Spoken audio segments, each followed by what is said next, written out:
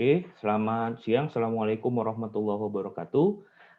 Baik, kita lanjutkan pada hari ini membahas materi daya dukung tanah dasar. Nah, tapi sebelum masuk kita coba review sedikit ya. Artinya di mana dalam perkerasan jalan tersebut eh, berpengaruh atau terpengaruh beberapa faktor. Oke, masih ingat yang pertama adalah beban lalu lintas. Artinya seberapa banyak kumulatif equivalent standard axle load.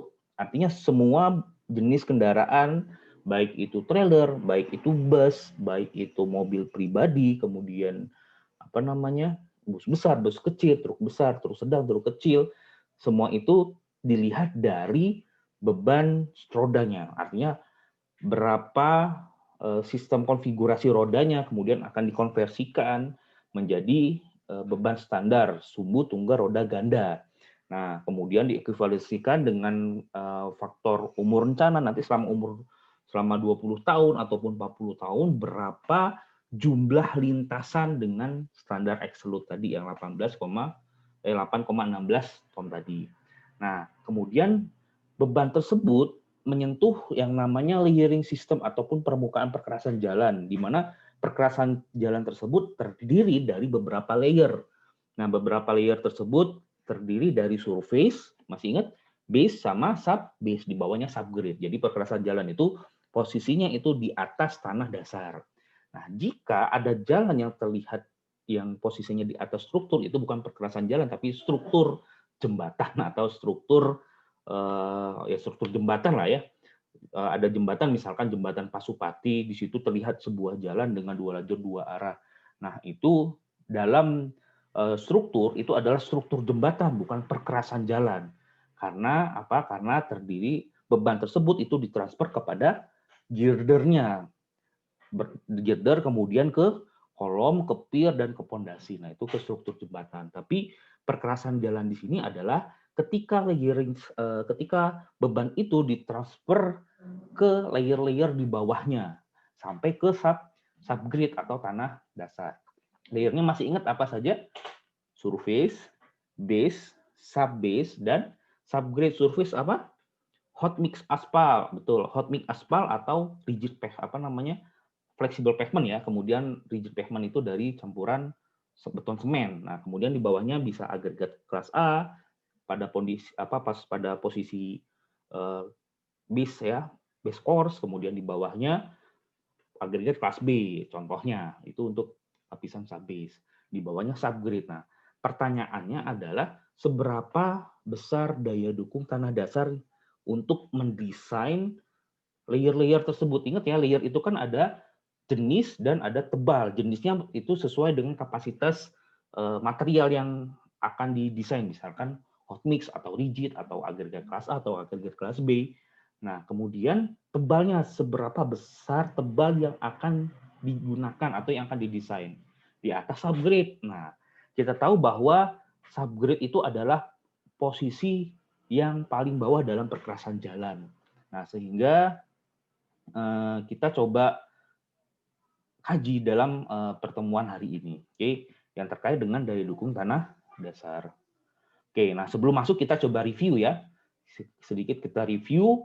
Yang pertama adalah bahwa yang namanya tanah dasar itu tergantung dari hasil analisis alignment geometrik, alignment vertikal dan horizontal ya. Artinya kalau masih ingat, kalau dulu ada kalau dalam desain jalan ada dua, geometrik dan pavement, betul, geometrik dan pavement. Geometrik itu kita akan mendapatkan alignment vertikal, alignment horizontal, miring, oke, ke kanan berapa derajat lengkungnya, kemudian alignment vertikal, oke, di mana semua syarat itu akan diperhitungkan. Nah, sehingga ketika kita mendapatkan alignment horizontal, ini contohnya ya.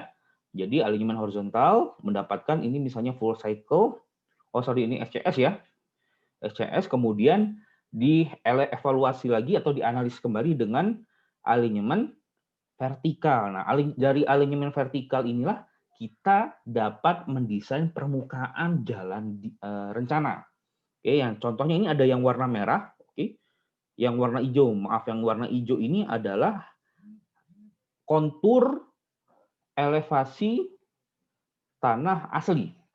Jadi dulu berbukit-bukit tuh, karena memang kan jalan baru, jadi kita belum tahu. Nah, setelah hasil dari survei topografi didapat di sini ada kontur yang kurang baik, yang kurang rapi ya, karena memang mungkin daerah hutan atau daerah perbukitan. Nah, kemudian setelah dievaluasi atau setelah dianalisis, maka didapat yang garis warna merah, yaitu hasil analisis alignment vertikal, betul. Jadi pertama turun, kemudian nanti dalam satu segmen itu akan naik. Nah, di mana dari hasil alignment vertikal ini kita akan mendapat area mana saja ataupun segmentasi mana saja yang akan digali. Paham ya? Yang akan digali. Kemudian di area berikutnya ditimbun. Ini ditimbun, ini sebagian ini digali, kemudian yang ini ditimbun ya, kemudian ini digali, kemudian ini ditimbun lagi. Nah, tergantung dari desain apakah timbunan ini bisa dilakukan atau dibuat dengan jembatan. Nah, ini contohnya kalau misalnya kalian pernah sering lewat tol Cileunyi ya, di situ ada cutting, ada memotong bukit, kemudian ada jembatan, dibuat jembatan bukan timbunan, tapi ada beberapa yang timbunan. Nah, itu dengan pertimbangan-pertimbangan teknis lainnya. Oke, nah jadi kita harus ketika terjadi galian, kemudian terjadi timbunan, kemudian ini ada tanah asli ya, pas berpotongan terhadap galian dan timbunan, maka langkah pertama yang harus kita lakukan itu adalah menganalisis atau mengidentifikasi subgrade. Jadi ini gitu ya, subgrade nanti diletakkan beberapa layer perkerasan jalan baru dibebani oleh kendaraan. Nah, ini harus kita cek. Ada yang namanya galian, ini tanah galian ya. Nah, artinya yang warna merah ini adalah permukaan jalan ataupun nanti perkerasan jalannya ya. Nah, kemudian ini berarti tanah asli nih. Nah, kemudian nanti yang merah ini ditimbun, artinya ini bagaimana karakteristik dari tanah timbunan tersebut. Nah, kemudian di satu titik ini asli ya. Nah, tanah asli. Nah, jadi dasarnya adalah alinyemen vertikal dan alinyemen horizontal.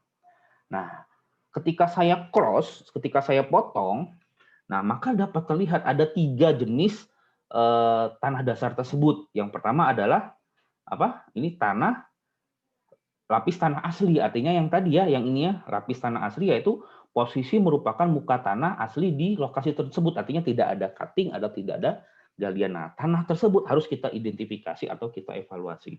Yang kedua adalah lapis tanah dasar urugan tanah timbunan atau urugan atau timbunan ya, atau posisi di atas muka tanah asli. Nah, contohnya yang di sini ini ada yang warna coklat. Warna coklat ini adalah elevasi ataupun permukaan tanah asli. Nah, ketika kita desain, ternyata kita butuh timbunan untuk mencapai elevasi rencana. Sehingga apa yang kita lakukan? Yang kita lakukan adalah kita timbun. Paham ya? Kita timbun untuk mendapatkan elevasi rencana. Nah, ini contoh gambarnya di samping nih. Oke, di samping ya. Nah, ini elevasi tanah asli, kemudian elevasi rencana itu berapa meter di atas ya? Di atas tanah asli. Nah, ini sehingga ditimbun. Nah, kemudian yang ketiga itu adalah lapis tanah galian atau posisi di bawah muka tanah asli. Jadi yang garis-garis ini merupakan tanah asli ya. Kemudian digali, ini ada slope, kemudian di sini ada drainase, ini ada pavement ya. Ini ada timbunan sedikit. Nah, sehingga ini adalah tanah galian. Jadi digali ya, sehingga nanti yang kita evaluasi adalah tanah asli yang di sini ya, tanah galian tersebut. Nah, ini contohnya ketika awalnya seperti ini miring, kemudian elevasi rencana itu di bawah elevasi asli, tanah asli, maka kita harus menggali seperti itu. Nah, jadi ingat konsep dari perkerasan jalan itu adalah layering system. Itu konsep utamanya adalah layering system dari surface base subbase. Oke, ini misalnya contohnya ketika ini ada timbunan, ada surface ACWC 4 cm, ACBC 5 cm, ACBase itu 6 cm. Ini hot mix ya. hot mix, kemudian ada agregat kelas A, agregat kelas B 20-40 cm. Nah, yang ini adalah perkerasan jalan di mana terdiri dari beberapa layer, jenis dan tebal perkerasan tertentu. Oke, nah di bawahnya adalah subgrade. Nah, ini yang akan kita bahas. Oke, jadi posisi yang paling bawah itu adalah subgrade atau tanah dasar. Nah, pertanyaannya adalah apa itu tanah dasar? Ayo. Apa itu tanah dasar? Jadi definisi itu sangat banyak. Nah, saya mengambil beberapa definisi dengan poin seperti ini. Tanah dasar itu letaknya posisinya itu paling bawah ya. Jadi kita melihat dari sisi letaknya dulu. Jadi tanah dasar itu posisinya letaknya paling bawah. Jadi kalau misalnya kita lihat di sini ini ada beban lalu lintas, ini ada layering system. Kebayang ada surface, ada base, ada subbase, kemudian ada subgrade. Jadi subgrade ini adalah jika dilihat dari posisinya itu posisinya paling bawah, tidak di tengah ya.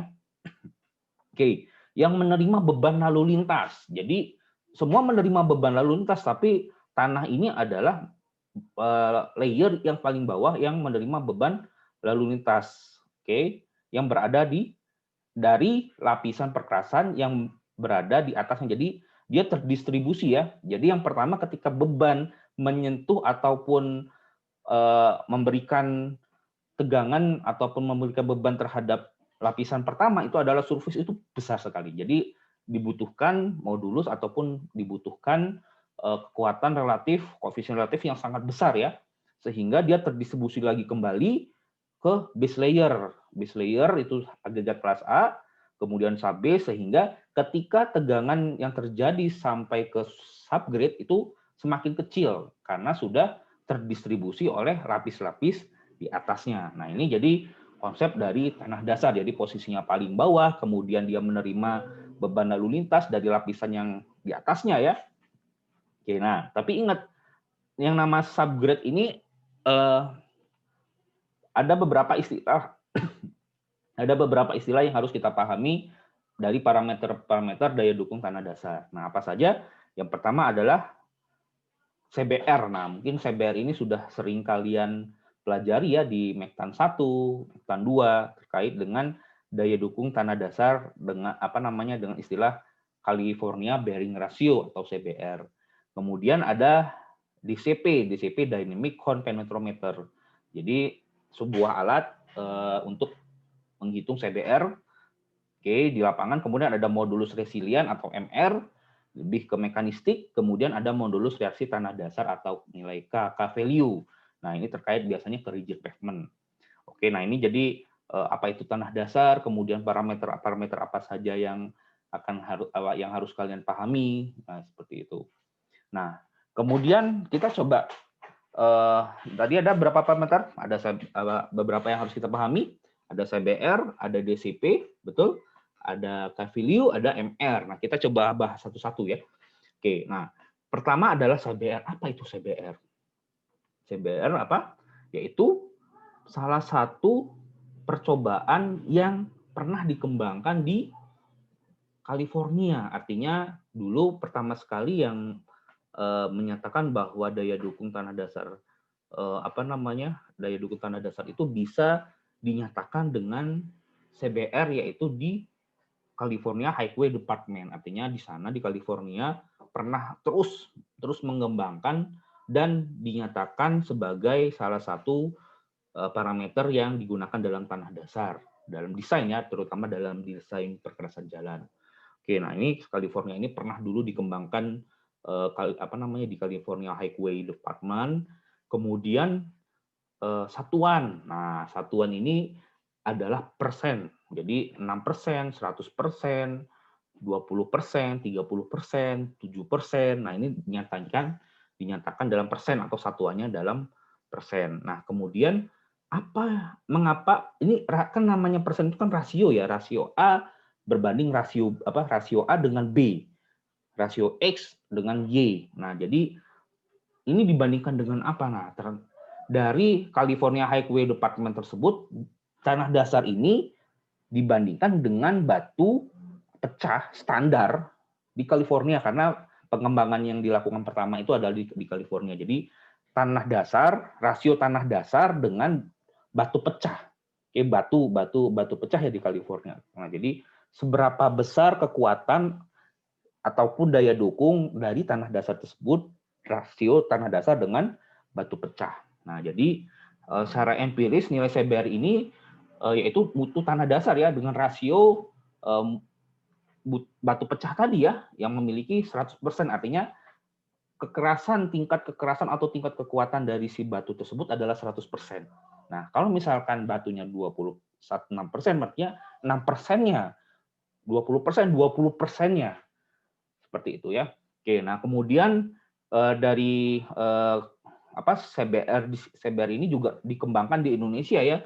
Ini pada SNI 1744 tahun 1989, kemudian dikembangkan lagi 2003, kemudian ASTO juga mengembangkan, jadi saling mendukung ya, saling mendukung baik dari SNI dan ASTO. Nah, kemudian itu konsep awalnya, tetapi coba kita tindak lanjutkan dengan perkerasan jalan. Nah, jadi apa itu jadi CBR ini digunakan seperti apa? Digunakan untuk apa? Nah, pada tanah dasar atau subgrade di perkerasan jalan itu merupakan bisa tanah asli, betul? Bisa tanah timbunan, betul? Bisa tanah galian. Nah, tetapi ingat ketika tanah itu dihamparkan ataupun tanah asli, itu kita harus mengecek ataupun harus melihat, mengevaluasi tingkat kepadatannya. Paham ya? Jika ya artinya yang namanya tanah itu kan pasti ada pori. Ada 3, ada full solid tanah, kemudian ada pori, di dalamnya ada pori udara, kemudian ada air. Nah, ketika pori itu besar, maka potensi untuk deformasi atau penurunan yang mengecil, jika dikasih beban, maka kepadatannya akan semakin besar. Nah, artinya ketika rongganya semakin besar, maka kepadatannya kecil. Nah, maka dari itu, kepadatan yang dibutuhkan dalam satu desain perkerasan jalan adalah 95%. Nah, jadi ketika kita cek tanah asli, baik itu tanah asli di lapangan, galian dan timbunan. Nah, kita cek kepadatannya sampai harus maksimum 95%. Nah, ini yang harus harus kita cek ya. Nah, kemudian jenis-jenis CBR. Jadi setelah kita tahu konsepnya, kita lihat jenis-jenis CBR. Jadi ada CBR laboratorium atau rencana yang dilakukan di laboratorium. Kemudian ada CBR lapangan ya. Jadi langsung dihitung berdasarkan CBR perhitungan CBR in place ya atau field CBR. Kemudian CBR lapangan rendaman, artinya kita melihat dengan kadar air jenuh. Nah, ini ada 3 jenis-jenis CBR. Nah, CBR yang mana digunakan? CBR yang paling kritis biasanya seperti itu untuk desain, karena CBR tersebut dapat mewakili ketika misalkan musim hujan, kemudian jenuh air dan yang lain-lain. Tetapi nilai ini perlu dipertimbangkan dengan nilai-nilai CBR di beberapa ratus meter berikutnya. Artinya kita tidak bisa menggunakan nilai yang paling minimum ya, tapi kita harus perhitungkan analisis statistik sederhananya. Oke, ada CBR lapangan, ada CBR laboratorium, ada CBR lapangan rendaman. Nah, apa itu CBR laboratorium atau rencana? Jadi kalau misalkan kita ingin melihat detail, itu bisa dilihat di SNI 03-1744 atau ASTO T19193 ya. Jadi CBR laboratorium adalah CBR yang diuji di laboratorium. Oke. Kemudian baik itu tanah asli sama ya. Jadi CBR diambil, sampelnya diambil, kemudian diuji di laboratorium. Oke, nah ini salah satu alat yang digunakan untuk menghitung CBR laboratorium. Itu ada proving ring ya. Ini ingin melihat daya dukung dari kekuatan CBR tersebut. Kemudian ini ada screw jack, artinya nanti diputar ya, diterus sampai berapa besar nilai CBR-nya. Nah, di mana ingat kepadatannya maksimum 95%. Nah, di sini juga bisa dilakukan dengan CBR tanpa rendaman, dan dengan CBR rendaman. Oke, nah kemudian ada CBR ini CBR lapangan in place. Jadi CBR yang langsung dilakukan di lapangan dengan apa namanya? Dilakukan di lapangan lah. Nah, ini dilaksanakan langsung di lapangan di lokasi rencana existing ya. Jadi pengujiannya sama. Kemudian CBR lapangan ini menyatakan daya dukung tanah dasar tidak lagi mengalami proses pemadatan. Artinya setelah dipadatkan sampai dengan 95% dan tidak ada peningkatan daya dukung, maka bisa langsung diuji. Nah, ini apa saja? Ini salah satunya ya. Ini yang belum belum elektrik ya, masih engkol, diputar dongkrak mekanis, kemudian dilihat berapa besar daya dukung tanah dasar tersebut. Nah, ini seperti ini ya, misalnya ini ada truk, ini kemudian ini tanah dasarnya, kemudian nanti diberi beban terus sampai berapa daya dukung tanah dasar tersebut. Oke, nah terakhir adalah CBR rendaman ataupun undisturbed CBR. Nah, ini sama ya, diambil sampelnya yang undisturbed, artinya yang tidak terganggu, kemudian dibawa, biasanya direndam, artinya direndam selama 4 hari, ketika jenuh air baru dilakukan analisa CBR. Oke, artinya kemudian banyak ya, ada yang jenuh air, kemudian ada yang telah mengalami swelling atau pengembangan, gitu. Oke, nah kemudian dari pengertian tersebut kita coba ingin mendapatkan nilainya. Oke, ingin kita mendapatkan nilainya. Di sini misalkan ada tanah dasar setebal misalkan 1 meter atau 100 cm lah ya. Nah, di mana setiap kepadatan ataupun karakteristik per layer itu berbeda. Ini misalkan tanah timbunan, ini 1 meter. Ya, ini saya ataskan aja ya. Oke, ini tanah hamparan. Layer pertama misalkan 40 cm. Ini layer pertama ya, layer pertama dipadatkan sampai kepadatan maksimum 95%. Kemudian dihitung CBR-nya, CBR lapangan ataupun CBR lab-nya itu sekitar 6%. 8%. Oke. Kemudian lapis kedua, ini lapis kedua ya maksudnya ya. Lapis pertama itu 30 cm.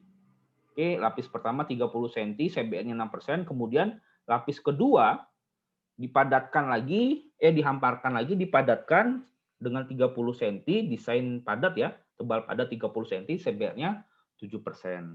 Oke, kemudian lapis pertama sebesar 40 cm itu CBR-nya 8%. Oke, ini maaf ya, ini H1, H2, H3 maksudnya gitu. Oke, nah dari persamaan Japan Root kita bisa mengambil satu nilai CBR wakil. Ini kan berbeda-beda. Betul ya? Bisa kita rata-ratakan? Bisa. 6, 7, sama 7%. Berarti rata-rata 7%. Nah, tetapi ada pendekatan metode penentuan nilai CBR wakil itu adalah dengan persamaan Japan Root S ya. Nah, ini dengan persamaan tebal, kemudian 3 akar CBR, ada berapa layernya, sama tebalnya. Nah, ketika dihitung ternyata CBR titik pengamatan atau CBR wakil ini adalah 7,07% atau hampir rata-rata 7% tadi ya. Oke, 7,07%. Oke, jadi ini misalkan kalian ingin memastikan dalam 1 meter itu nilai CBR sebenarnya wakil itu berapa dengan perbedaan CBR di setiap layernya. Oke, nah kemudian kalian tahu bahwa yang namanya jalan itu bukan hanya beberapa meter saja, tetapi berapa kilo. Oke, berapa puluh kilo bahkan ya. Oke, berapa puluh kilo. Kemudian kalau misalnya kita lihat di sini sistem yang sistem yang direkomendasikan itu adalah zigzag. Jadi tidak sejajar ya, tapi zigzag. Nah, ini per 250 meter sampling. Oke, 250 meter sampling. Nah, jadi di sini tersebar nih 1, 2, 3, 4, 5, 6, 7, 8, 9. Ada 9 titik pengambilan CBR. Ini ada ruas jalan ya. Misalkan di sini ada simpang. Ini simpang 1, ini simpang 2. Jadi ini adalah yang dimaksud dengan ruas jalan. Nah, tetapi dengan variasi nilai CBR maka dilihat ini ada segmen jalan nih, CBR yang relatif sama. Nah, ini adalah segmen jalan. Nah, yang ini misalnya kecil sekali nih. misalnya di sini 67, 67, 67, di sini 3%. Wah, ini ada masalah nih CBR-nya.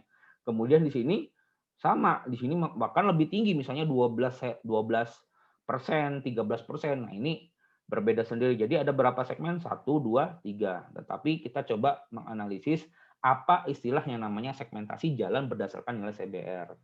Oke. Nah, sekarang kita coba menentukan nilai ya. Jadi setelah kita paham, kemudian dari satu titik ini kita dapatkan nilai CBR wakil, maka kita coba merepresentasikan ataupun melihat atau menilai CBR dari sepanjang jalan tersebut. Nah, CBR wakil hanya diambil satu. Kalau misalnya CBR-nya beda-beda, nanti tebelnya beda-beda ya. Jumplang dianya nanti ya. Oke, nah kemudian di sini ada dua. Ini dengan referensi dari buku Bu Sylvie ya untuk penentuan nilai CBR. Kemudian ini dari MDPJ atau Manual Desain Perkerasan Jalan Bina Marga 2017. Nah, sebenarnya hampir sama, hanya bahasanya saja yang berbeda. Oke, nah yang pertama itu adalah metode analitis. Oke, metode analitis itu ada dua, ada kita mengambil dari statistik simpangan baku, kemudian ada metode Japan Road S. Nah, ini nanti kita coba kita bahas. Kemudian ada metode grafis. Nah, metode grafis. Nah, kemudian MDPJ 2017 atau Bina Marga 2017 ini ada dua yang mereka rekomendasikan adalah metode distribusi normal standar. Ini hampir sama seperti simpangan baku sebenarnya. Hampir sama dengan simpangan baku karena nanti ada faktor koreksi ataupun faktor deviasi standar dimasuk yang akan dibahas. Kemudian ada metode persentil ataunya yang biasa disebut dengan persentase 90 persentil 90 gitu, yang 90% yang mendekati paling kritis. Nah, ini metode-metode yang akan kita pelajari hari ini. Oke. Nah, kemudian kita coba kupas satu-satu. Oke, kita kupas satu-satu. Nah, salah satu metode itu adalah metode analitis atau simpangan baku. Jadi, apa itu dimaksud dengan simpangan baku? Yaitu nilai-nilai yang memiliki perbedaan dengan sampel satu kepada terhadap sampel yang kedua, 3, 4, 5 dan seterusnya. Oke. Nah, ini kita ambil dengan nilai statistik, baik itu dari rata-rata, nanti standar deviasinya berapa, jumlah sampel berapa. Ya, dengan persamaan sederhana yaitu CBR segmen, artinya yang tadi ya, beberapa segmen tersebut sama dengan CBR rata-rata, artinya misalnya ada 9 CBR, ada 6, 7, 7, 8, 7, 6. Nah, itu dirata-ratakan, CBR rata-rata dikurang K. K ini apa? Konstanta yang ditentukan berdasarkan tingkat kepercayaan yang digunakan. Nah, ini ada namanya tingkat kepercayaan. Jadi, seberapa besar tingkat kepercayaan yang akan kita berikan terhadap nilai CBR tersebut. Oke ya, jadi ini ada 4, ada 4, ada yang 98%, 95%, 90%, 68%. Nah, jika K-nya 2,5, maka tingkat kepercayaannya 98%, artinya hampir sempurna ya. Nah, kemudian ada K 1,96 itu dengan tingkat kepercayaan 95%. Nah, jika dihubungkan dengan MDPJ 2017, jadi 95% atau K 95% ini adalah untuk jalan tol atau jalan bebas hambatan. Artinya faktor koreksinya sangat kecil. Oke, faktor koreksinya sangat kecil dengan K 1,96. Kemudian ada jalan kolektor atau arteri. Nah, ini biasa jalan provinsi, kemudian jalan kota, kabupaten ya, ini 90%, artinya faktor koreksinya 10%, kemudian dengan nilai K 1,96.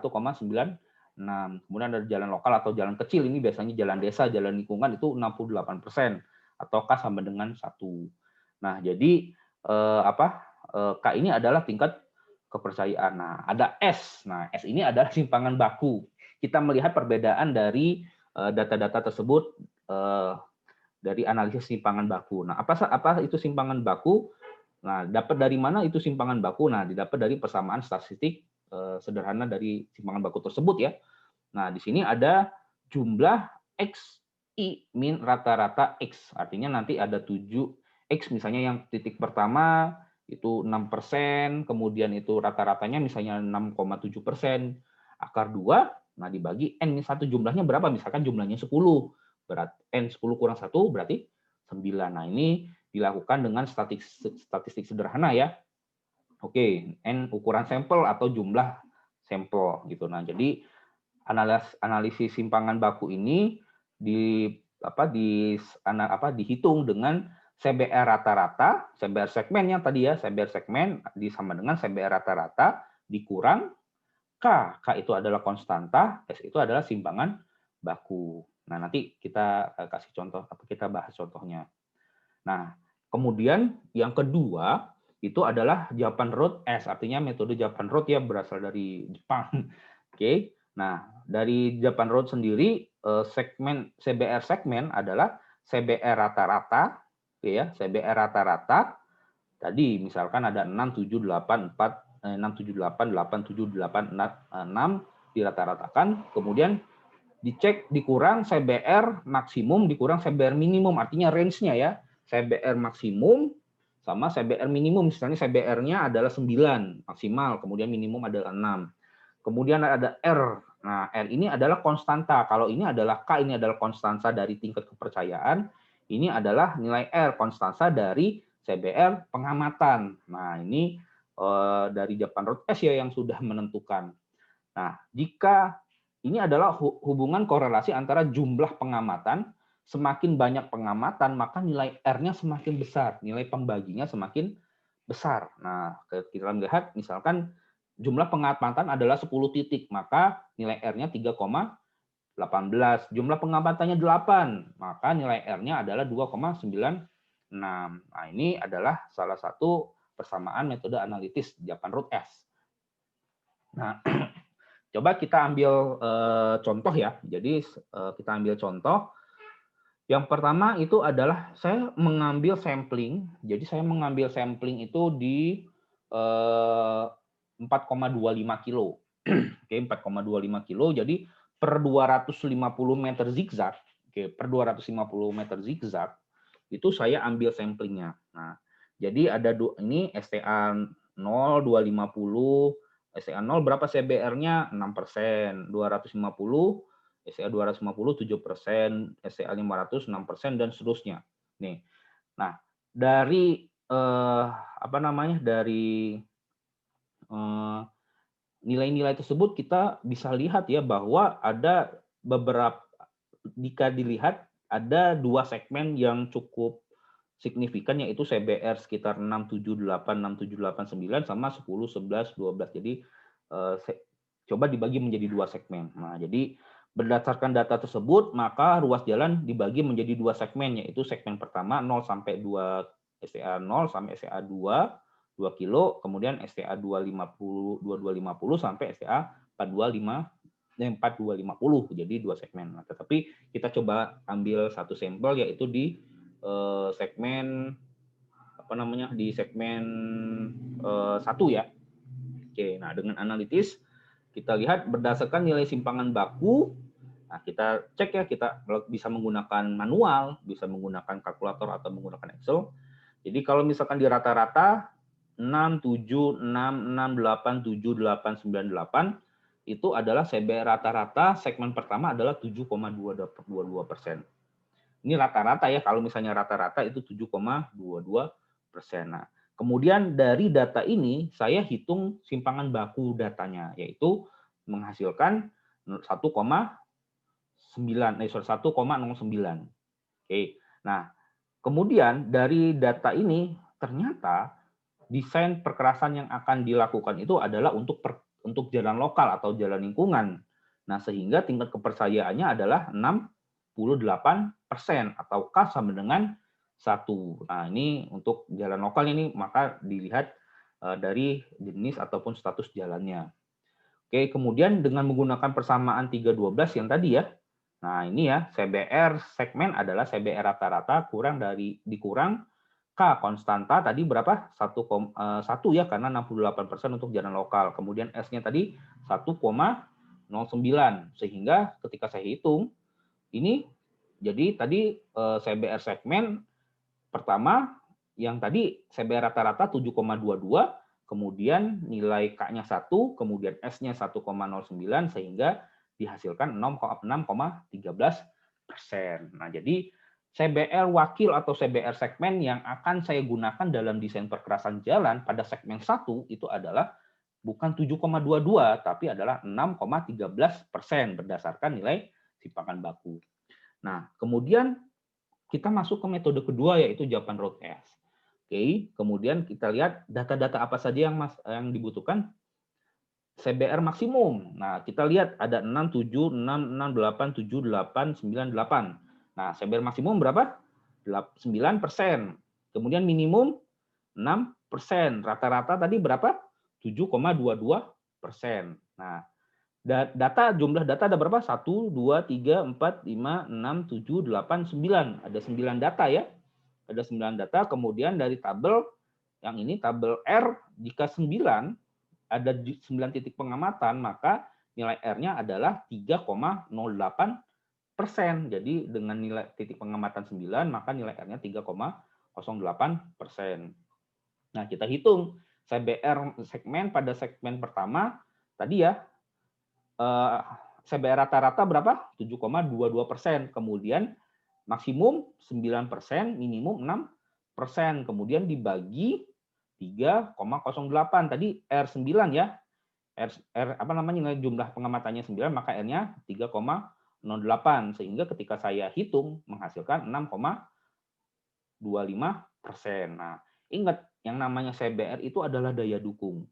Semakin kita mengurangi daya dukung, maka faktor koreksinya semakin besar. Nah, maka dari itu untuk pembulatan CBR itu adalah pembulatan ke bawah. Misalkan contohnya dari hasil simpangan baku tadi 6,13%. Nah, dibulatkan menjadi 6%. Kemudian 6,25% dibulatkan menjadi 6%. Oke ya. Nah, ini menurut contoh metode analitis. Kemudian metode grafis. Nah, metode grafis ini salah satu metode yang konvensional ya, yang masih sederhana. Karena biasanya di lapangan itu pengen cepat, oh ini berapa dibuat grafik, ditarik, dapat nilai CBR-nya. Oke, jadi kalau misalnya kita lihat metode grafis, nilai CBR segmen dengan menggunakan metode grafis merupakan nilai persentil 90 dari data CBR yang ada dalam satu segmen. Jadi apa yang masuk dengan persentil 90 yaitu di 90% nilai maksimum atau nilai CBR yang paling kecil itu adalah merupakan CBR waktu. Jadi nanti dilihat grafiknya 90%. Oke, nanti kita coba bahas ya.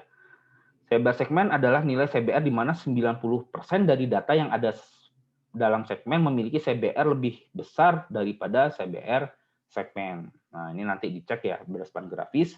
Langkah-langkahnya sebagai berikut. Nah, misalkan ini ada, kita langsung contoh soal ya. Tadi di segmen 1 itu ada 9 titik, ada 6%, ada 7%, ada 6, 6, 8, 7, 8, 9, 8. Nah, ini CBR yang dihasilkan di lapangan ataupun di laboratorium. Nah, tentukan nilai CBR terkecil. Nah, CBR terkecil berapa? Nilai CBR terkecil ada 6. Jadi ingat ya, nilai CBR yang kita ambil itu ada berapa? Ada 9 titik, tetapi nilai CBR paling kecil itu adalah 6 karena nilai CBR-nya ada 6, ada 7, ada 8, ada 9. Betul ya? Ada 6, 7, 8 sama 9. Nah, CBR terkecil berapa? 6. Kemudian langkah kedua adalah susunlah nilai CBR dari yang terkecil ke yang terbesar. Nah, nanti diurutkan. Diurutkannya tanpa melihat STA-nya. Oke, tanpa melihat STA-nya, diurutkan dari yang terkecil sampai yang terbesar. Tentukan jumlah data dengan nilai CBR yang sama atau lebih besar dari setiap nilai CBR. Pekerjaan ini disusun secara tabelaris, jadi nanti di tabel ya. Angka terbanyak diberi nilai 100%, angka yang lain merupakan persentase dari 100%. Nanti dipersentasekan, kemudian gambarlah hubungan grafik nilai CBR dan persentase pada butir 3. Nilai CBR adalah nilai pada 90% sama atau lebih besar dari CBR yang tertera. Nah, kita coba ya. Oke, nah kalau misalnya kita lihat ada 6, 7, 6, 6, 8, 7, 8, 9, 8. Nah, yang pertama itu kita cek nilai CBR terendah berapa? CBR terendah adalah 6, 7, 8. Jadi kita buat, ini saya geser dulu. Oke. Nah, sini aja. Oke ya. Nah, jadi ini ada 6%, betul ya? Ada 4 tadi ya, ada 4, ada 6%, ada 7%, ada 8%, ada 9%. Nah, buat tabel seperti tabel 36 sudah dibuat ya, kemudian menunjukkan jumlah data yang dengan nilai yang sama atau lebih besar dari nilai CBR yang diamati. Nah, contohnya gini. Nilai CBR yang 6% dan nilai CBR yang lebih dari 6% ada berapa jumlah data? Oke, maaf ini sedikit, ini saya screen lagi. Oke, maaf. Oke, sip. Oke, ada. Oke, nah sorry, ada kesalahan sedikit ya. Oke, nah di sini ada berapa? Oke, jumlah data dengan nilai CBR yang sama atau lebih besar dari atau lebih besar. Jadi CBR 6% dan lebih besar dari 6%. Ada berapa jumlahnya? Semua. Itu ya, karena yang paling kecil 6%. 7% lebih besar, 8% lebih besar, 9% lebih besar. Jadi ada berapa jumlah datanya? 1, 2, 3, 4, 5, 6, 7, 8, 9. Ada 9. Berarti jumlah CBR jumlah data yang sama dengan atau lebih besar dari CBR 6 itu adalah 9 data. Oke ya, 9 data. Kemudian 7%. Nah, 7% atau lebih besar daripada 7%. Ada berapa? Ada 1, ada 2, ada 3, ada 4, ada 5, ada 6. Jadi ada 6 data. Betul ya? Kemudian CBR 8% atau sama dengan 8% atau lebih besar daripada 8%. Ada berapa? Ini ada 1, STA 1, 2, 3, 4.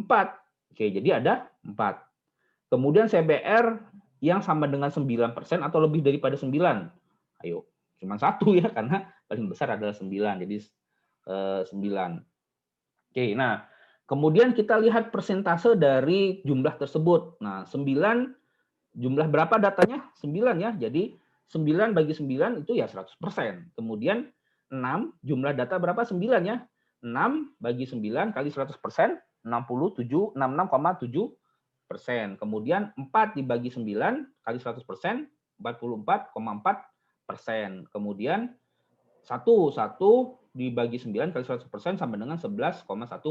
Nah, kemudian kita langkah berikutnya adalah gambarkan hubungan jumlah data dengan nilai sama besar atau lebih besar dari CBR yang diamati. Nah, kita lihat ini kita gambarkan. Bagaimana kita menggambarkan ini? Kita buat dua sumbu, yaitu sumbu X dan sumbu Y. Sumbu X itu adalah nilai CBR, jadi ya 6, ini nggak usah dari 1, 2, 3 ya. CBR dengan data yang ada saja, yang sesuai dengan data yang kita amati atau kita analisis. Oke, nah di sini ada 6%, ada 7%, 8%, 9%, sama 10%. Oke, 10% nggak dipakai ya, hanya 9% saja. Oke, nah kemudian di sumbu Y itu adalah persentase yang sama atau lebih dari yang tadi, yang persentase ini ya. Nah, jadi bagaimana kita mendapatkan titik-titik ini ya, kita lihat saja hubungan antara CBR dan data yang sama atau lebih besar yang daripada CBR tadi ya. Nah, contohnya yang pertama adalah CBR 6% itu nilainya adalah 100%. Ini ada 6%, kita tarik, kemudian ada 100%. Nah, maka ini ada dapat titik merah pertama. Oke, kemudian ada 7%. CBR 7%, berapa persen data yang sama atau lebih besar? Yaitu 67% ya kalau dibulatkan ya. Jadi ini CBR-nya 7%, ditarik garis. Nah, sekitar sini ya, sekitar 67% dapat titik merah kedua. Oke, kemudian 8%. Nah, 8% itu 44%. Kita tarik ke atas mendapatkan garis titik merah ketiga. 44% ditarik di sini ya. Kemudian 9%. 9% berapa? 9% itu sekitar 11 ya. sekitar 11%.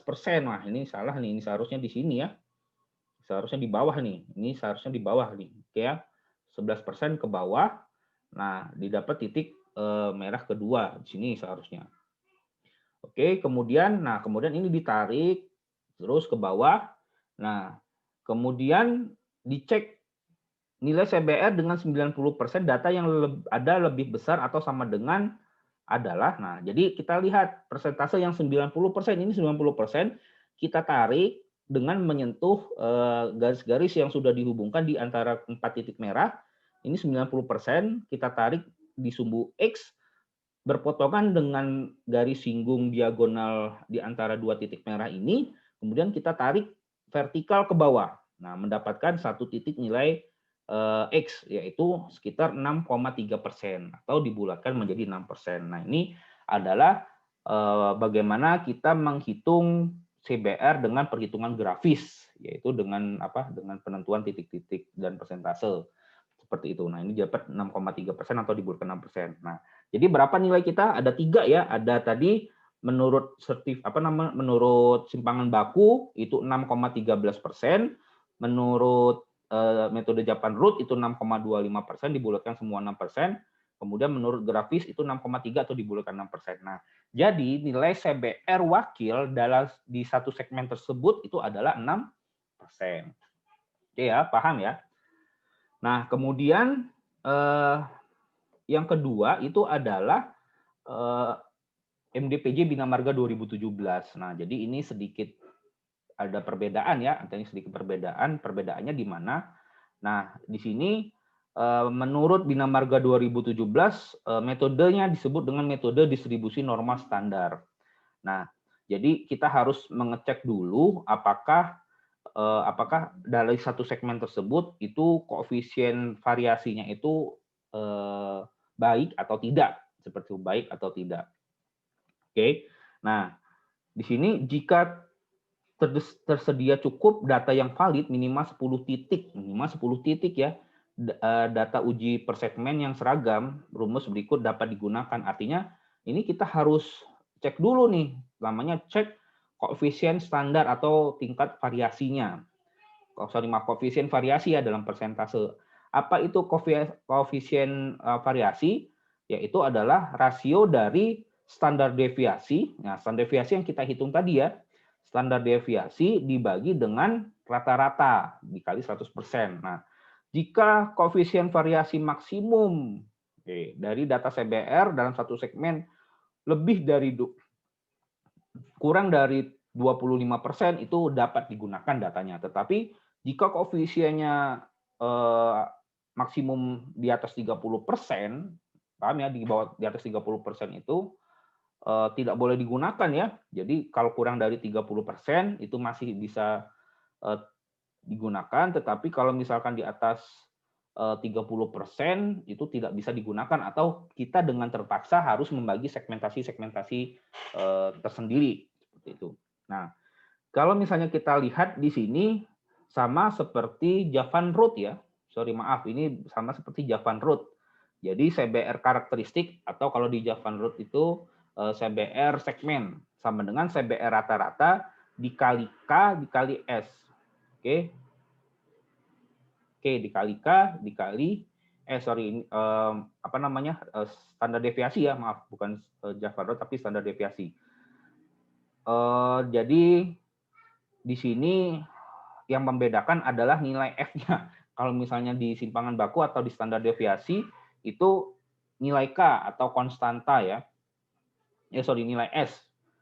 Nilai K di sana K, ini standar deviasi. Kalau di Bina Marga itu dengan nilai F. Oke. Nah, ini cukup berbeda nilainya ya. Jadi kalau di simpangan baku itu ada 4 komponen, 4 konstanta, kalau di sini hanya 3. Nah, di mana nilai konstanta ini ataupun nilai F ini probabilitas itu hanya 3, 95%, 90% dan 80% untuk jalan tol, kolektor dan lokal. Nah, ini jika dia jalan tol maka F-nya 1,645, kemudian jika kolektor probabilitasnya 90%, maka F-nya adalah 1,282. Jika jalan lokal probabilitas 80%, maka F-nya adalah 0,842, hanya berbeda sedikit ya. Nah, ini konsepnya sama. Nanti CBR-nya dirata-ratakan, kemudian dikurangin F dikali standar deviasi. Kita hitung standar deviasi atau simpangan bakunya berapa, tinggal dikali saja dengan faktor koreksinya. Oke, nah kemudian apabila jumlah data per segmen kurang dari 10, maka CBR terkecil dapat mewakili sebagai CBR segmen. Jadi menurut Bina Marga minimal 10 titik ya, 10 nilai. Jika misalnya kurang dari 10, maka diambil keputusan yaitu nilai CBR terkecil. Oke, nah kemudian yang kedua adalah metode persentil, yang tadi 90%. Metode persentil menggunakan distribusi data nilai CBR pada segmen seragam yang dianggap terdistribusi secara normal. Artinya tadi apa yang masuk dengan distribusi secara normal, yaitu jika nilai koefisien variasinya itu kurang dari 30%. Nah, ini dihitung dulu ya. Dihitung dulu, kemudian nilai persentil, nilai X dari suatu kumpulan data membagi kumpulan data tersebut dalam dua bagian, yaitu bagian yang mengandung X persen data dan bagian yang mengandung X 100 kurang X persen data yang tadi sama persis. Jadi berapa jumlah persen yang sama atau lebih besar sama CBR-nya seperti itu. Nah, biasanya kalau persentil 90% itu bisa menggunakan Excel dan juga bisa menggunakan grafis. Jadi dengan Excel kita masukin persentil, 90 atau 10, nanti langsung keluar berapa nilai CBR wakilnya. Nah, ini jadi distribusinya ya. Jadi apa namanya? Distribusi standar dan persentil menurut Bina Marga 2017. Oke. Nah, kemudian di Bina Marga 2017 sendiri ya, Bina Marga 2017 sendiri merekomendasikan jika ada kasus CBR yang bermasalah, dalam arti bermasalah ini adalah CBR yang kecil ya, nilai kecil ya, biasanya CBR konstruksi jalan itu 6%, 5%. Ini CBR yang kecil, misalnya 2% ataupun 3% atau bahkan lebih kecil, maka direkomendasikan untuk distabilisasi. Artinya ada perbaikan seperti misalnya material timbunan pilihan, artinya yang lama dibongkar kemudian diganti dengan timbunan pilihan, ataupun stabilisasi kapur. Oke, di mixing dengan kapur atau stabilisasi semen. Nah, CTSB ya. Kemudian subgrade. Oke, dengan stabilisasi semen. Nah, pelebaran perkerasan pada galian biasanya meliputi pembentukan tanah dasar yang sempit dan tidak teratur sehingga menyulitkan pelaksanaan stabilisasi. Ini biasa untuk bahu ya, pelebaran perkerasan. Dalam kasus yang demikian sebaiknya digunakan perbaikan dengan material timbunan pilihan. Jadi ada satu misalnya pelebaran karena kecil dan tidak, itu kan akan dipadatkan ya, dihamparkan dan dipadatkan dengan tandem roller atau tandem roller, vibrator tandem roller ya. Nah, alat itu minimal 2 meteran, 2,5 meter. Nah, itu harus masuk. Tapi ada yang pelebaran yang hanya 1 meter, 2 meter. Nah, itu tidak masuk sehingga direkomendasikan hanya untuk diganti ya dengan timbunan pilihan. Oke, kemudian dalam perencanaan jika dipilih stabilisasi kapur dan semen, jadi misalkan ada rencana di stabilisasi kapur dan semen, maka daya dukung material CBR dipilih nilai terkecil. Nah, nanti dicek dipilih nilai terkecil. Nah, apa saja? Yang pertama daya dukung rendaman 4 hari dari material yang distabilisasi, artinya dengan rendaman 4 hari, 4 kali daya dukung tanah dasar sebelum distabilisasi, daya dukung yang diperoleh dari formula berikut. Jadi untuk sederhananya dengan persamaan CBR stabilisasi, jadi awalnya kan 2% misalkan seperti itu, kita lakukan stabilisasi kapur dan semen. Oke. CBR stabilisasi itu adalah CBR tanah asli. Nah, CBR tanah aslinya berapa? Dikali 2 pangkat tebal lapis stabilisasi dalam milimeter bagi 150. Ini sederhananya. Kemudian tebal total tanah dasar stabilisasi adalah 150, hanya 15 cm ya, untuk pemadatan biasa atau sampai dengan 30 cm. 30 cm ya, 15 sampai 30 cm, disyaratkan dengan alat pemadat pet foot dengan berat statis 18 ton, artinya pakai seafood ya. Pakai pet foot. Nah, ini contohnya. Misalkan dari pengujian laboratorium, ini contohnya dari pengujian laboratorium, sebuah jenis suatu jenis tanah dengan CBR 4%, ini cukup kecil ya, yang distabilisasi dengan semen, artinya di mixing dengan semen, menghasilkan kenaikan CBR menjadi 15%. Jadi cukup banyak, cukup besar ya dengan semen, di mixing dengan semen, dari 4% menjadi 15%. Oke. Kemudian tentukan nilai CBR yang akan digunakan untuk desain. Nah, jika tebal total stabilisasinya adalah 20 cm. Nah, tadi kan 15 sampai 30. Nah, tapi desainnya kita hanya 20 cm. Oke. Nah, data-data yang dihasilkan adalah CBR berdasarkan uji CBR laboratorium rendaman 4 hari, nilai stabilisasi tanah semen CBR adalah 15%. Artinya dilakukan analisis ataupun desain mix ya di laboratorium, CBR-nya menjadi 15%. Kemudian berdasarkan nilai CBR tanah asli, paham ya, berdasarkan nilai CBR tanah asli tidak distabilisasi tadi berapa? 4%. Jadi 4%, 4 kali 4% sama dengan 16%. Tadi ingat ya, yang B tadi adalah 4 kali daya dukung tanah asli sebelum distabilisasi. Nah, nanti dikali dulu ya, jadi 16%. Nah, kemudian berdasarkan formula tadi adalah formula yang tadi 62, CBR stabilisasi adalah 4. Paham ya? Tadi 4. 4-nya kan CBR tanah asli nih. CBR tanah aslinya berapa? 4%. Ditambah 2 dikali tebal. Tebalnya berapa tadi? Tebalnya adalah 20 cm dibagi 100 atau 15 cm. Sehingga mendapatkan 10%. Nah, jadi ada berdasarkan volume, ada 3 nilai nih. Ada yang 15% berdasarkan hasil pengujian laboratorium, kemudian berdasarkan persamaan itu 10%, berdasarkan 4 kali itu adalah 16%. Nah, maka dipilih nilai terkecil dari 3 nilai di atas. Jadi kita mencoba memberikan nilai wakil atau CBR wakil dari berbagai jenis perhitungan.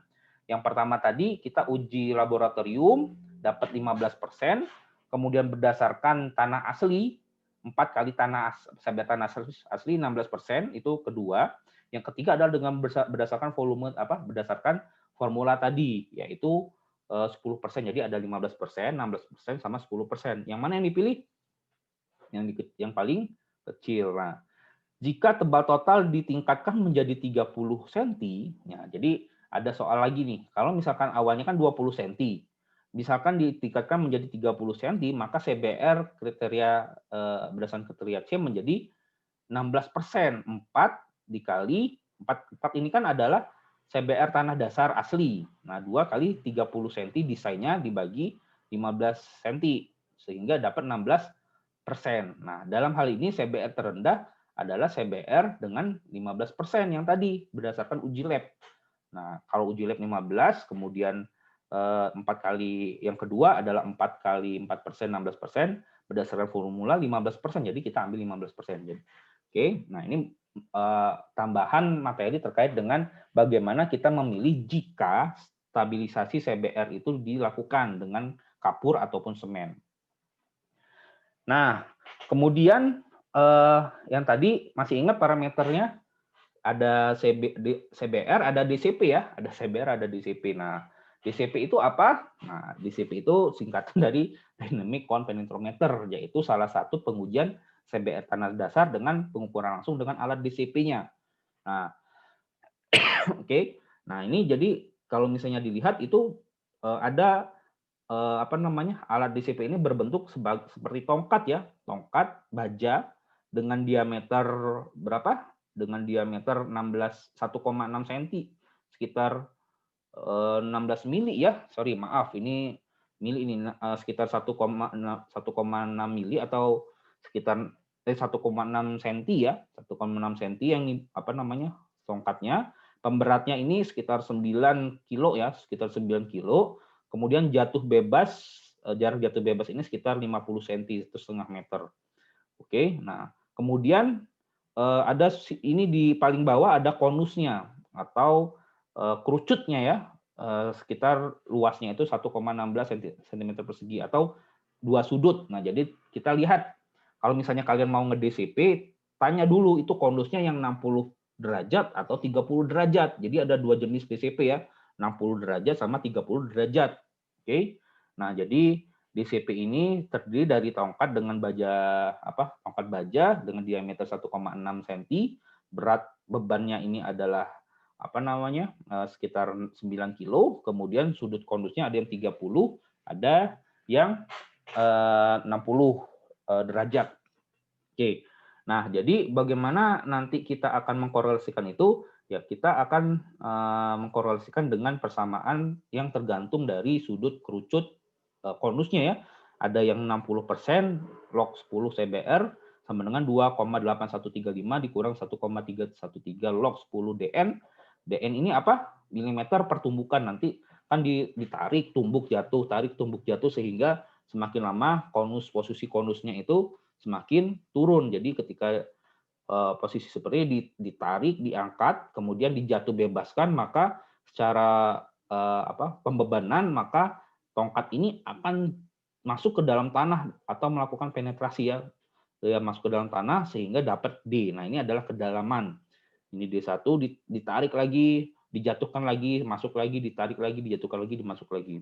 Oke, ingat ya, yang perlu diperhatikan adalah sudut konusnya, yaitu 30 derajat atau 60 derajat, karena persamaannya berbeda antara 60 dan 30.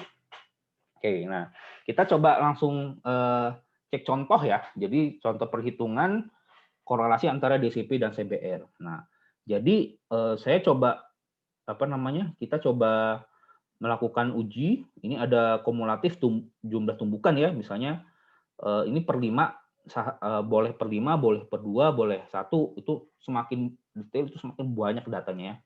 Ini jadi maka tumbukan ini saya singkat per 5 tumbukan ya. Jadi 1, 2, 3, 4, 5 berapa kumulatif penetrasinya saya cek. Saya cek dari mana? Di sini di penggaris ini ada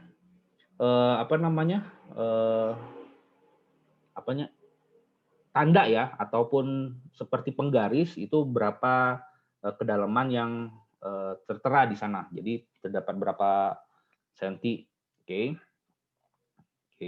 Nah, di sini ketika tumbukan kelima itu dalamnya sekitar 6,5 cm. Saya 1, 2, 3, 4, 5. Oh, di situ tertera 6,5 cm. Kemudian saya pukul lagi terus 1, 2, 3, 4, 5, turun lagi menjadi 8 cm. Saya tumbuk lagi 5, 1, 2, 3, 4, 5, turun lagi 13 cm. Terus sampai mencapai 90 cm itu 8,4, sekitar 84 cm ya, hampir 1 meter.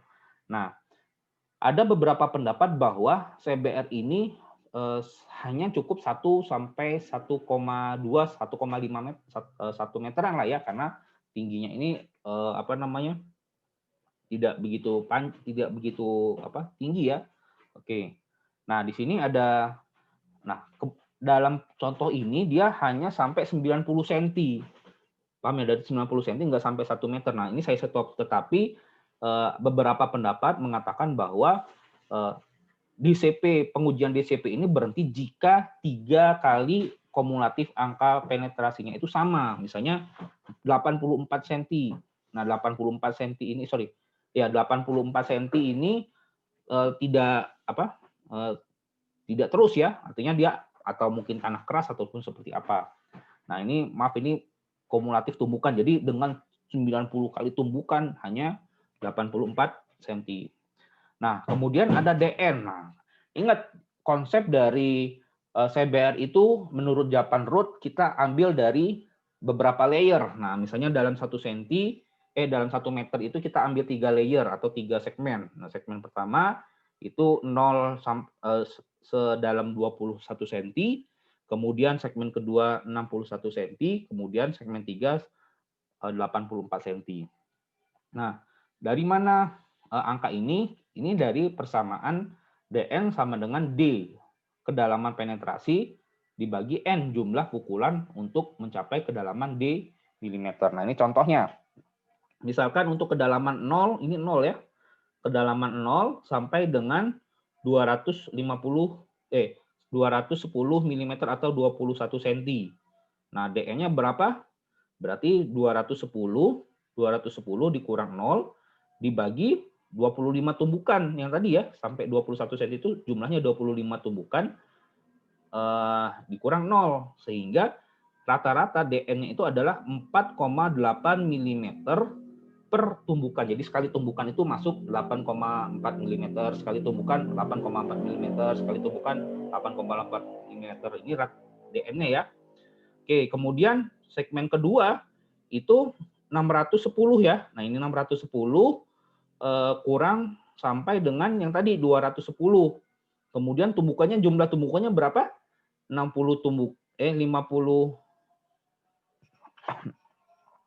Ini per 5 ya. Jadi ketika saya misalkan di sini bukan 60 tapi 58 tumbukan dikurang 25 tumbukan. Nah, sehingga didapatkan 12,1. Dan seterusnya di segmen di lapis ketiga ini 900 ya ini ya, sampai 900 cm 900 mili ya, 900 mili atau 90 cm. Berarti di sini ada lagi nih data-datanya ya, Bu. Ini kan per 5. Jadi sebenarnya ada data-data lagi di antara 5 itu. Jadi di 900 mm, kemudian dikurangi 610 dibagi 98, artinya dengan tumbukan jumlah 98 dikurang 68 tadi, sehingga 7,3 mm per tumbukan. Nah, ini DN-nya, DN untuk milimeter per tumbukan. Nah, kalau misalnya kita lihat membuat grafik ini hubungan antara kumulatif jumlah tumbukan sama kumulatif penetrasi tadi ya, semakin ke bawah maka semakin besar. Nah, kita pengen lihat berapa berapa nilai CBR dari setiap segmen tersebut. Nah, tadi kita bagi 3 ya. Kita menggunakan Japan Root yang tadi. Misalnya CBR pertama itu adalah ketebalan 0 sampai 21 cm. Tadi CBR adalah 39,8. Dapat dari mana 39,8? Yaitu dengan persamaan yang tadi. Ini dengan misalnya konus 60 derajat ya. Dengan konus 60 derajat, kita masukkan DN-nya berapa tadi? DN-nya adalah 8,4 sehingga didapat CBR wakilnya, CBR segmennya adalah 39,8. Lapis kedua 24,7. Lapis ketiga adalah 47,9. Nah, kemudian dengan 3 nilai CBR, 3 layer CBR ini, maka saya ambil satu nilai CBR wakilnya, yaitu dengan CBR metode Japan Root tadi ya, sehingga saya mendapatkan CBR titik pengamatan 34,7%. Nah, kemudian saya coba menggunakan konus 30. Nah, dengan menggunakan konus 30, saya mendapatkan itu 24,2%. Nah, jadi ada 2 konus ya. Nah, sebaiknya jika ingin kita melihat DCP yang paling kritis, itu biasanya dengan konus 30%, karena menghasilkan nilai CBR yang yang lebih kecil seperti itu. Nah, ini perhitungan korelasi DCP sama CBR. Nah, kemudian apalagi parameter ketiga? Ya, jadi parameter ketiga itu adalah MR atau modulus resilient. Nah, ini sedikit mekanistik ya, karena memang setiap material itu pasti ada yang sifatnya bisa elastis, bisa plastis. Nah, sehingga secara konsep material dasar, maka material tersebut akan mengalami elastis, kemudian permanen ketika dikasih beban. Nah, jadi kita coba pelajari sedikit. Nah, apa itu dimaksud dengan modulus resilient? Modulus resilient adalah perbandingan antara nilai deviator stres. Nah, ini ada deviator stres, jadi diasumsikan dengan repetisi beban. Jadi dikasih beban, ada tegangan yang terjadi. Dikasih beban, ada tegangan yang terjadi. Dikasih beban, ada tegangan yang terjadi. Dan recoverable, recoverable strain. Jadi ada regangan di sana. Ada regangan. Jadi ada regangan itu ada 2. Ada regangan permanen. Jadi bersifat plastis ya, dia tidak bisa kembali. Ada yang regangan recoverable, artinya dia kembali ke posisi semula. Nah, yang dimaksud dengan MR itu adalah perbandingan antara tegangan ini ya, tegang deviator stress dan recoverable strain. Nah, ini recoverable strain. Oke. Nah, perbedaan pengertian antara modulus elastisitas, nah biasa kita menyebut modulus elastisitas ya, dan modulus Sellian itu ditujukan pada gambar 322 lah, ini contohnya. Nah, di mana kalau misalkan ada yang maksud dengan modulus elastisitas, ketika dia dikasih beban, dia tidak akan kembali. Oke, tidak akan kembali terus dikasih beban, tidak akan kembali dikasih beban, tidak akan kembali dikasih beban. Nah, itu adalah berapa besar tegangan yang diberikan dibagi dengan regangan permanennya. Nah, ini. Jadi kalau misalkan kita lihat di gambar di bawah, sebelah bawahnya, itu ada ketika dikasih beban dia kembali, dikasih beban kembali sampai dia pada satu titik regangan tertentu, yaitu regangan permanen. Nah, kemudian ada yang regangan recoverable. Nah, ini yang dimaksud dengan modulus resilient. Berbeda ya, kalau yang permanen itu modulus elastisitas, elastis ya, tidak kembali. Kemudian kalau modulus resilient, dia mengalami recoverable, regangan recoverable ya. Oke. Nah, ini atau dengan persamaan MR sama dengan tegangan D. Oke, jadi deviator stress dibagi dengan regangan R, recoverable ya, recoverable strain. Oke. Nah, ini yang konsep dasar dari MR tersebut. Nah, kemudian Pak, bagaimana kalau misalnya kami membutuhkan nilai CBR atau dari CBR tersebut kami ingin mengkorelasikan dengan MR. Nah, ini ada korelasi MR dan CBR. Nah, jadi MR adalah untuk tanah dasar itu bisa dari beberapa persamaan dari ASTO, kemudian dari Olidis dan beberapa dari Bina Marga. Nah, ini salah satunya adalah menurut Heklum dan Kom seperti ASTO 93 bahwa MR sama dengan 1.500 kali CBR. Jadi CBR-nya 6%, ya dikali aja 1.500. Tapi ingat, satuannya PSI. Oke ya. Kemudian ada MR berdasarkan berdasarkan persamaan Olidis ya. Olidis dia mengatakan bahwa CBR itu dia punya faktor koreksi lebih besar, tetapi pangkat 0,64. Jadi MR sama dengan 2.555 dikali CBR pangkat 0,64 dalam satuan PSI. Nah, ini jadi korelasi antara CBR dan MR. Nah, jadi banyak sekali ya hal-hal yang akan harus kita pahami dengan CBR, dengan tanah dasar. Apa itu tanah dasar? Parameternya apa saja tadi? Ada yang dari CBR, kemudian ada DCP, ada MR, ada K-value yang untuk rigid pavement.